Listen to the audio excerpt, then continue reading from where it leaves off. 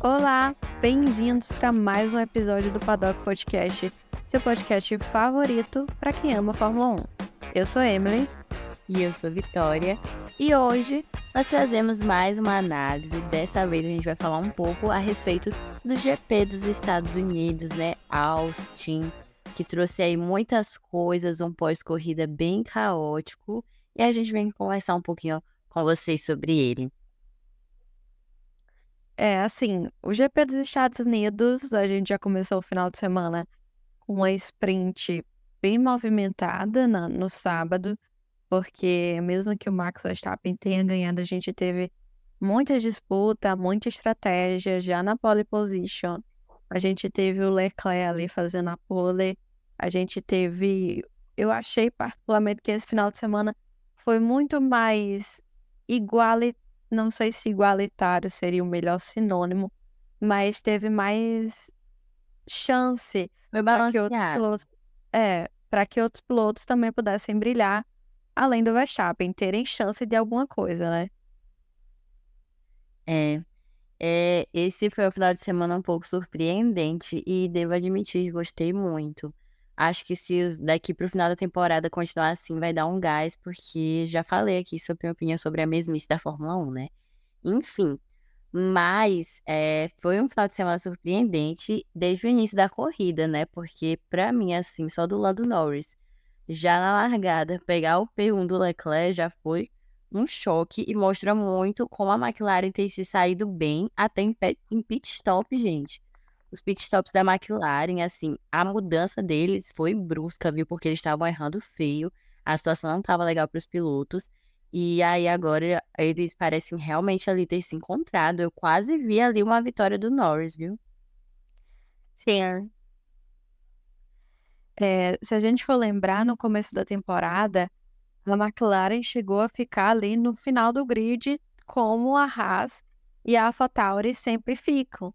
E aí ela chega no meio da temporada com uma atualização, e eu lembro do chefe da McLaren, o Zac Brown, falando: a gente vai trazer uma atualização e vocês não vão nem reconhecer o carro.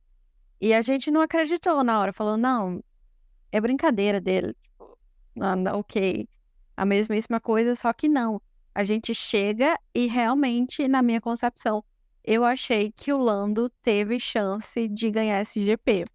Especialmente quando ele vai fazer, né, o pit dele, que a estratégia dele era fazer um undercut. E a partir daí, né, com aquele pit stop dele, ele meio que forçou o Max e o Hamilton, que seria basicamente os concorrentes dele para aquela disputa, mudarem as estratégias, mas ainda assim o Max se saiu melhor. Mas mesmo assim foi uma estratégia cabeça, assim, para o Norris, para a McLaren, além, claro, da pilotagem do Norris. E eu acho que o Norris seria um ótimo candidato para um futuro campeão mundial. É uma pena que o Oscar ele teve que abandonar a corrida, né? Ele foi o segundo piloto a abandonar, porque o Ocon foi o primeiro. E eu acho que é uma pena, porque como a gente tem visto essa melhora da McLaren, talvez eles teriam conseguido ali ficar seguidos um do outro. Não sei como seria, né, essa escalação Sim, do Oscar. Mas foi uma pena ele abandonar. E eu acho que uma grande surpresa, e acho que o nome dessa corrida de domingo foi Lewis Hamilton. É, ele ultrapassou o Sainz, ultrapassou o Leclerc. E aí a gente viu aquela diferença no carro, mas o que aconteceu? Aconteceu aquela situação, né, toda da Mercedes. E que, sendo bem sincera, gente, colocando aqui na mesa essa questão, né, assim como pode, né, principalmente o Leclerc, de uma pole para uma desclassificação. É uma coisa assim. E não só isso, antes mesmo dessa questão da desclassificação, voltando para a relação Mercedes e Hamilton, a Mercedes perdeu uma diferença assim muito grande no pit stop, porque eles fizeram um pit stop péssimo com o Hamilton. E aí ele perdeu a posição pro Verstappen, assim.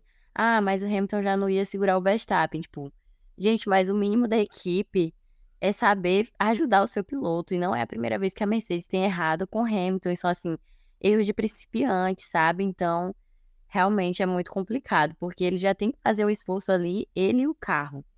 Ele já tem que estar com outras lutas. lutas, para ele ainda ter que lutar com a equipe. Então, antes mesmo dessa questão da desclassificação, já dava para reparar que ali a situação da Mercedes já não ia dar muito bom. Desde esse pit stop, assim, eu achei que o Hamilton foi muito no braço. Sim, apesar de, tipo, todos os problemas que o Hamilton teve durante essa corrida, ele brilhou, porque ele teve problemas no pit, ele teve problemas de estratégia e ele ainda provavelmente perdeu uma vitória que ele poderia ter ganhado. Mas eu não sei É, se isso poderia ser bom. na tela apareceu que a diferença que ele estava ficando para o Verstappen era justamente a diferença do pit stop. Sim. Então, é muito doido pensar isso. E vindo para a questão da desclassificação, tanto do Hamilton quanto do Leclerc, o Leclerc não ficou nada feliz. Ele foi muito espertinho, ele curtiu, causou toda a polêmica, mas depois retirou a curtida do Twitter. Mas o print é eterno. E aí, muito depois da notícia de que eles realmente foram desclassificados, ele curtiu um tweet que estava escrito assim: o fato de apenas 4 carros serem verificados e metade deles serem ilegais faz você se perguntar se mais alguém teria falhado nisso. Certamente não pode ser apenas a má sorte de ser verificado. Então ele quis dizer que não era só o carro dele e do Hamilton, viu? Com esse tweet que ele curtiu, que estava nessas condições. E eu realmente fiquei me perguntando depois disso, será se outros carros tivessem sido analisados? Me fiquei pensando muito. E para ele curtir isso assim, não sei também se ele quis dar uma alfinetada, se foi na hora da raiva, porque ele já tirou a curtida. Mas a questão é que ele curtiu. O que que você acha? A questão é que nessas diretivas técnicas não é tão aberto como, por exemplo, uma batida, um toque e etc. Assim, a Ferrari e a Mercedes deve ter colocado o carro em mais, assim, o assoalho do carro mais para baixo e assim teve um desgaste maior, né? Porque o problema foi na no assoalho do carro, na altura, né? Esqueci o nomezinho agora.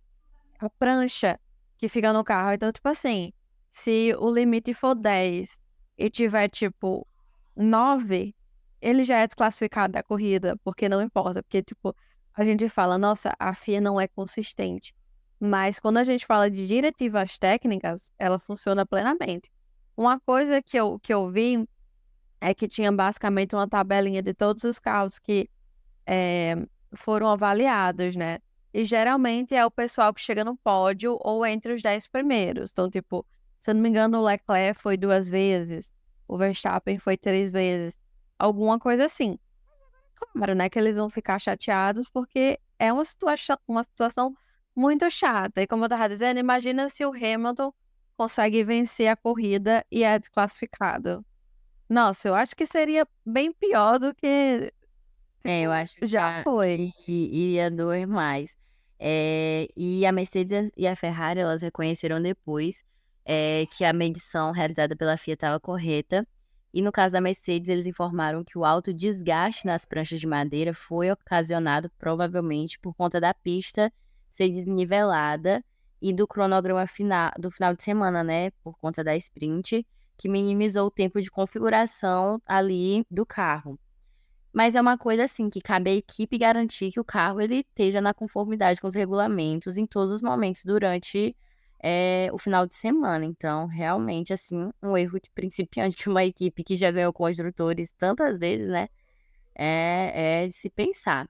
E outra coisa que foi muita polêmica também é a questão de que o jornalista aí, que é bem conhecido do paddock, o Chris Medland, ele postou que era verdade a nota divulgada, né, que eles foram realmente desclassificados, e que foi informado que uma equipe também sinalizou para os comissários que o Pérez estava excedendo os limites de pista em ocasiões regulares na curva 6, mas que os comissários nem levaram isso adiante, a reclamação dessa tal equipe, não citaram qual equipe foi, e que os comissários não levaram adiante isso do Pérez. Isso gerou um burburinho, viu, na internet, a galera não gostou, disse que como um piloto da Red Bull já era de se esperar, e eu não sei o que comentar, né. Hum. Pérez ultrapassando o limite de pista não é muito uma novidade. É só a gente pegar o histórico dele de corridas anteriores. Então, tipo assim, eu acho seriamente que foi a Ferrari. Eu nem acho que possa ter sido a Mercedes, mas a Ferrari, talvez. E eu não vou duvidar de que ele estava passando, porque, se eu não me engano, teve um certo momento da corrida que ele, ou foi o engenheiro, ou foi ele que estava avisando que estava saindo muito da pista. E aí, com isso tudo, tá criando também um burburinho, uma teoria de que né, porque o Max só ganha e o Checo Pérez não vai bem, de que o Checo só vai mal porque a Red Bull meio que gonga ele. Tipo, não é porque ele se auto-se gonga, é porque a Red Bull gonga ele Olha, e ele eu serve acho que como essa altura do piloto campeonato teste. tem uma coisa que o Pérez pode fazer, é levantar as mãos pro céu e agradecer a toda a ajuda que ele vem ganhando, seja de FIA, seja de Red Bull, seja do universo. Não sei que ajuda ele tem ganhado, como ele encara isso, mas uma coisa é fato, ele deve agradecer muito, porque pra mim não é nem dúvidas de que se fosse até algumas corridas mais pra frente, o Hamilton ia acabar ultrapassando ele no campeonato. Mas a essa altura, né, não tem mais como. É uma pena, assim, porque eu acho que matou um pouco esse resto de temporada, porque, na minha opinião, a única graça era ver se o Hamilton ia chegar ou não no Checo. Muita gente ainda diz que dá, porque o Checo não tá tão bom, que não sei o quê, mas eu acho que não, acho que esse segundo lugar já tá mesmo garantido pro Checo. E é muita sorte dele mesmo, porque, segundo alguns boatos aí de alguns jornalistas lá do paddock, o ultimato da Red Bull foi o seguinte: se você perdeu o segundo lugar no campeonato, você tá fora. Então, tipo assim, é muita sorte, porque na última corrida o Hamilton saiu, né? Teve que abandonar, e nessa ele foi desclassificado, porque senão eu acho que ele não chegaria nem ao final do ano. Será se vem aí a renovação, então, mais algum tempinho de Pérez dentro da Red Bull? Eu acho que é mais provável o Marco expulsar ele no meio da temporada do ano que vem. Será? Fico pensando, viu? Nunca entendo o que acontece ali dentro da Red Bull. Olha, mas quem acabou sendo bem beneficiado com isso foi o Logan, né? Porque ele pontuou pela primeira vez na carreira ali na Fórmula 1, né? E num GP em casa. Olha, vi muita gente levantando teoria da conspiração. Foi muito engraçado ver o povo no Twitter falando que isso é coisa de aprontamento nos Estados Unidos pro Logan pontuar. Foi engraçado. Mas realmente foi o primeiro ponto dele ali e foi em casa. Acho que essa ligação aí pra ele deve ter sido muito boa. Bem, o único humilhado que foi exaltado nessa corrida foi o Logan Sargent. Eu acho que ele deve ter ficado muito feliz, porque de totalmente escrachado, ele vai para ganhar um ponto. Primeira americana a fazer um ponto na Fórmula 1 desde o Andretti, há muito, muito tempo atrás. Uns 30 Então, talvez. É, então, talvez até esse ponto meio que salve ele na Williams no ano que vem. Apesar de eu achar bem difícil. né? A dança das cadeiras aí.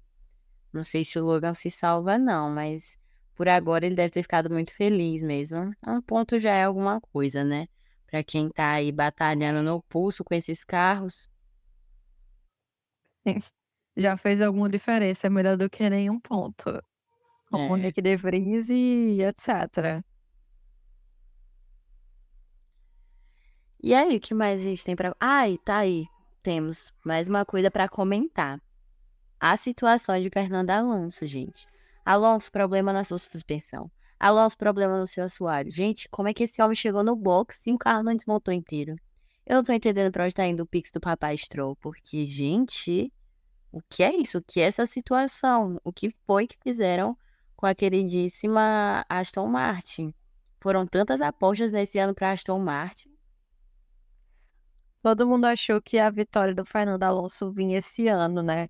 Era uma coisa que pessoalmente eu estava esperando, mas a gente percebe que outras equipes atualizaram o carro a ponto de ultrapassar a Aston Martin. Ou eu fico me perguntando às vezes se foi a Aston Martin que não sei se existe esse verbo, desevoluiu. Enfim, deu um passo para trás em relação às outras.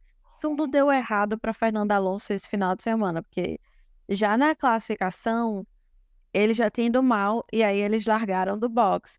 Mas uma pessoa que me surpreendeu esse final de semana foi o companheiro de equipe do Alonso, que é o Stroll, que largou com o Alonso dos box e fez uma corrida ótima, assim, ele pontuou e etc.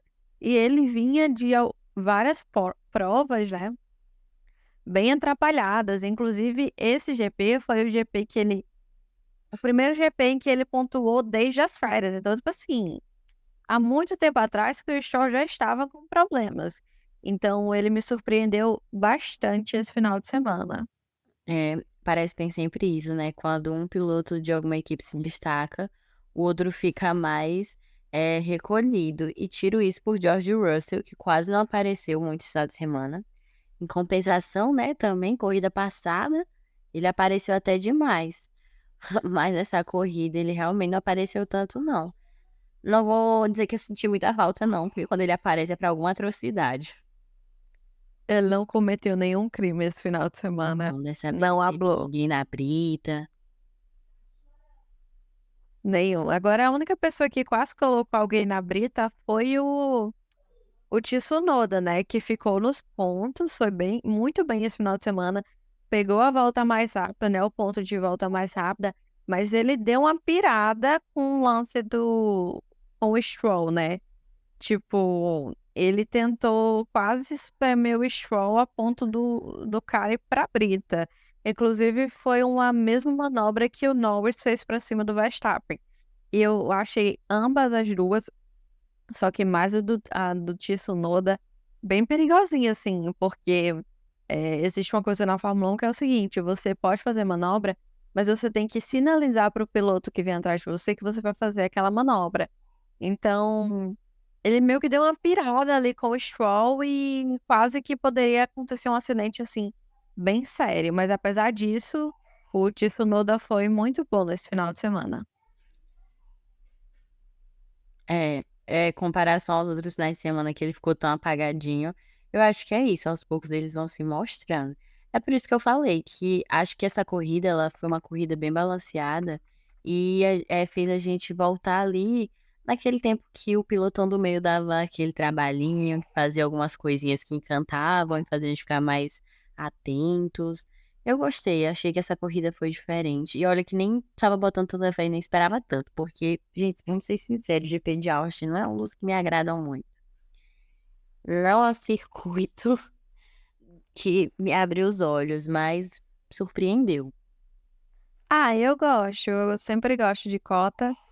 É, o circuito talvez não seja tão legal assim, mas eu gosto do clima, eu gosto do que os pilotos trazem.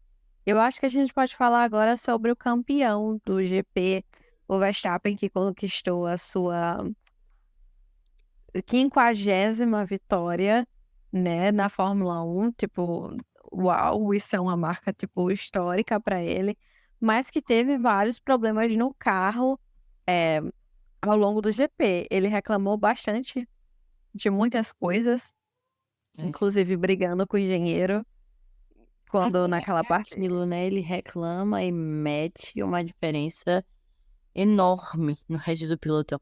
Por isso que eu fico às vezes perguntando, será que ele deveria estar se preocupando tanto? Porque, tipo, amigo, você já ganhou o campeonato.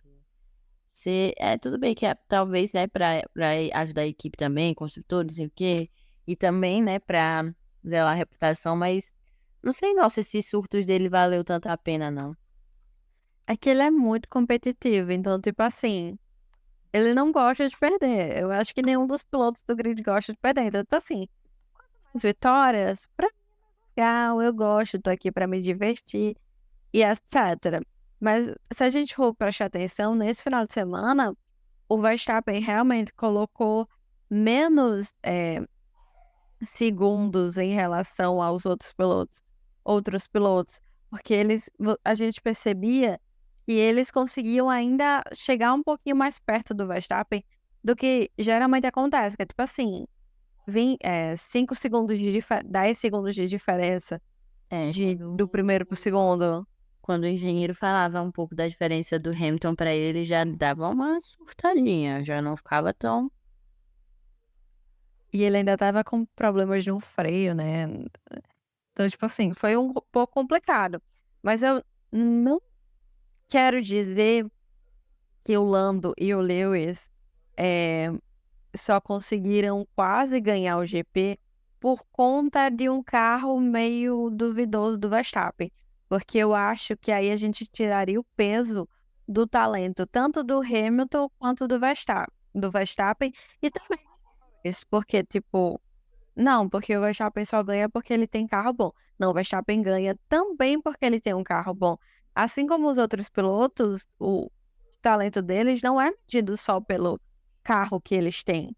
E, tipo, falar que o Norris ou o Hamilton poderiam ganhar somente porque o carro do Verstappen está meio ruim, para mim fica um pouco complicado, porque tiraria um pouco do brilho, tanto do Norris quanto do Hamilton. Só que, assim, se bem que a gente não precisa nem falar do Hamilton, né, porque 7 vezes campeão, 196 pódios, mais outras mais de 100 corridas ganhas, então, tipo assim, eu acho que isso aí talvez eu não precisaria nem falar.